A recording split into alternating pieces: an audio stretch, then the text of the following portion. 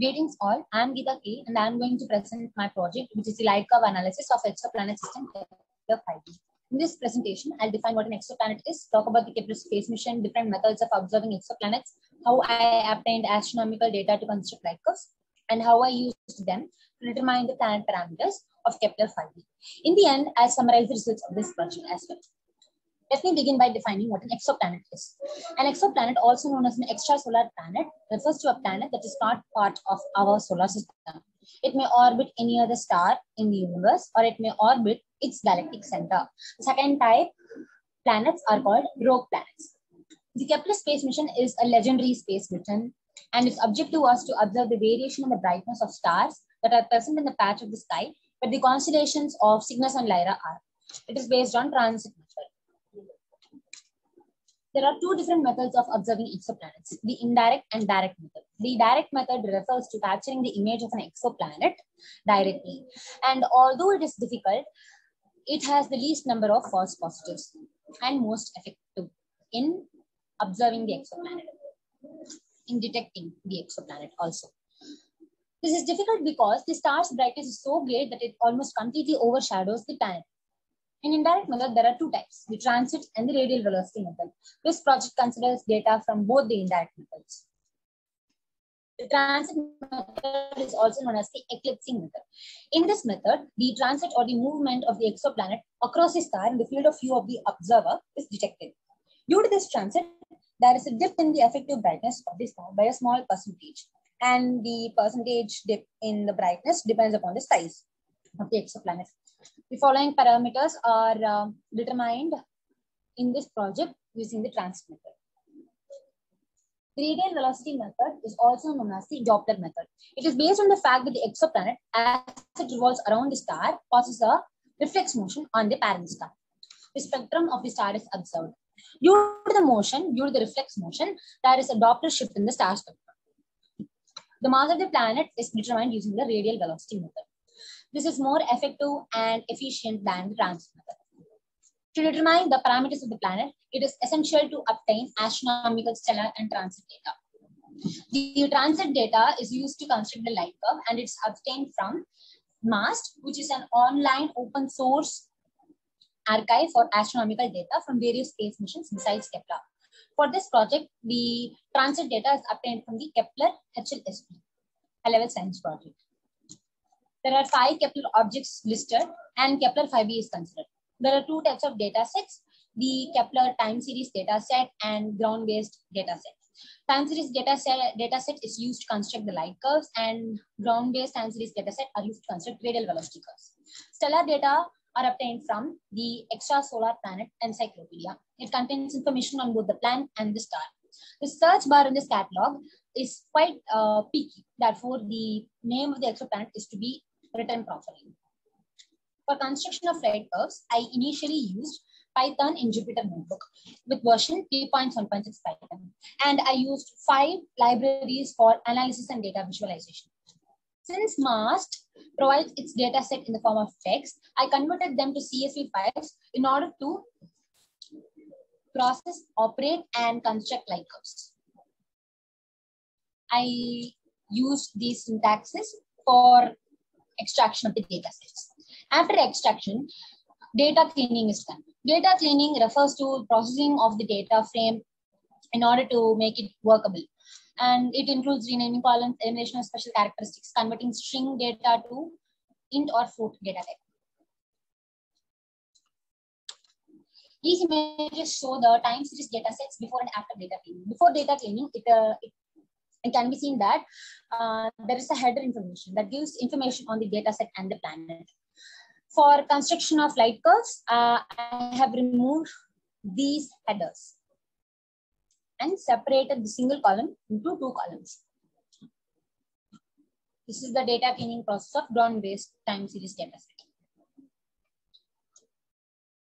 Plotting curves. For plotting curves, I use Plotly Express and Scatterplot.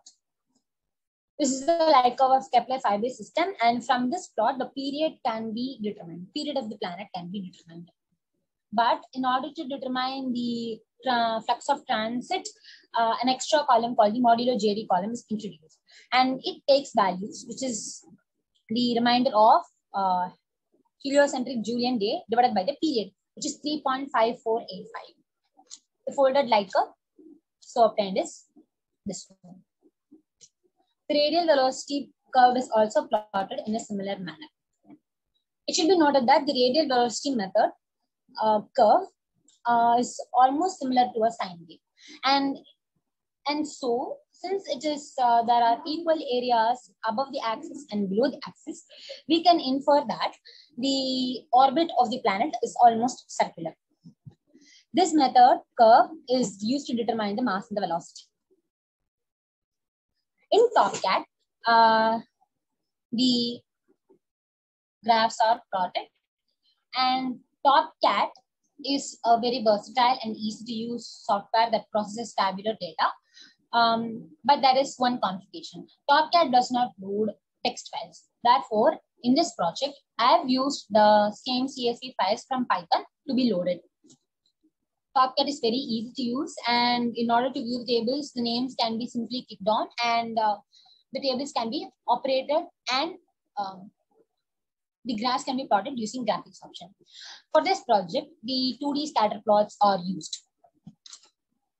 This is the light curve of the exoplanet system, the folded light curve of the exoplanet system, and the radial velocity curve.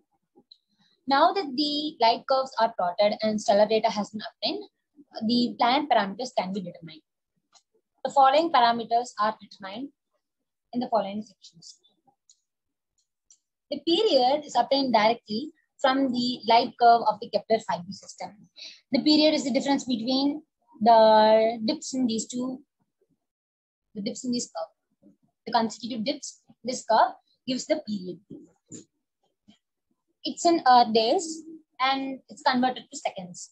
By applying Kepler's third law of planetary motion, the orbital radius is obtained to be 0.0506 astronomical units. For the size of the planet, the relationship between flux and area is considered. The numerator in this case, which is F total minus F transit, refers to the amount by which the total light from the star is dimmed. AP and A star refer to the areas, cross-sectional areas of the planet and the star respectively. It can be rearranged as follows.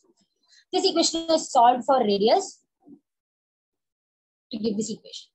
The flux of transition and the total flux can be obtained from the folded light curve. F trans gives the least value of the dip in the folded light curve. By plugging in the values, the radius is obtained to be 1.5493 Jupiter radii. Temperature. For temperature, two laws are considered. The principle of radiative balance, which states that the luminosity of emission is equal to the luminosity of absorption, and Stefan-Boltzmann law, which states that flux is equal to Stefan's constant multiplied by the fourth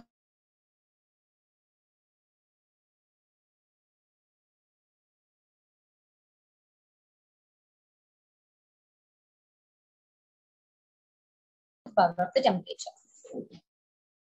Luminosity of absorption. These two equations are equated and solved for temperature. By plugging in the known values, temperature of the planet can be determined as follows. Temperature is determined to be approximately 2500 Kelvin. To determine the mass of the temperature, the following expression is used, and in this expression, I is the angle of inclination. And for V star max, the radial velocity plot is considered. The radial velocity method, the maximum value is taken to be V star max. It does not depend on the sign of the plot. Sign shows whether the planet moves away from the observer or towards the observer. Maximum velocity in this case is minus 263.88 meters per second, and the planet moves away from the observer. By plugging in the values, mass and density can be determined. Composition. For the composition, the planetary mass radius diagram is considered. For plotting in the planetary mass radius diagram, the mass and the radius of the planet is they're considered.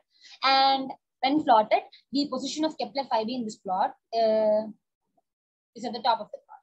Kepler-5b assumes the top of the plot, meaning the planet almost completely is composed of pure hydrogen and helium. We have reached the end of the presentation, and In this project, the light curves were constructed and parameters have been calculated.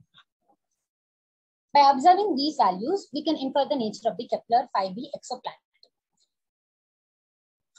It is seen that the orbital radius is 0.0506 astronomical unit. And from this, it can be understood that the planet is orbiting at a very close distance from its star. It's heavier than Jupiter and larger than Jupiter as well. Its high temperature can be due to the fact that it is completely composed of hydrogen and helium, and the fact that it is orbiting very close to its host star. From these observations, we can infer that Kepler 5b exoplanet belongs to the class of hot Jupiters. Hot Jupiters are exoplanets that orbit too close to its host star and is too hot, too heavy, too large to do so.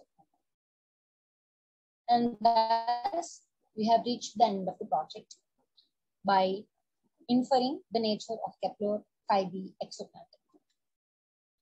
I would like to thank Dr. Priya Hassan ma'am, my guidance supervisor, who helped with me in this project and made me understand this project as a whole. I would also like to thank Professor Timothy Hamilton, whose chapter on measuring exoplanet parameters has been used as reference in this project. Besides his chapter, I have chosen other articles, websites, and catalogs as references for my project. Thank you.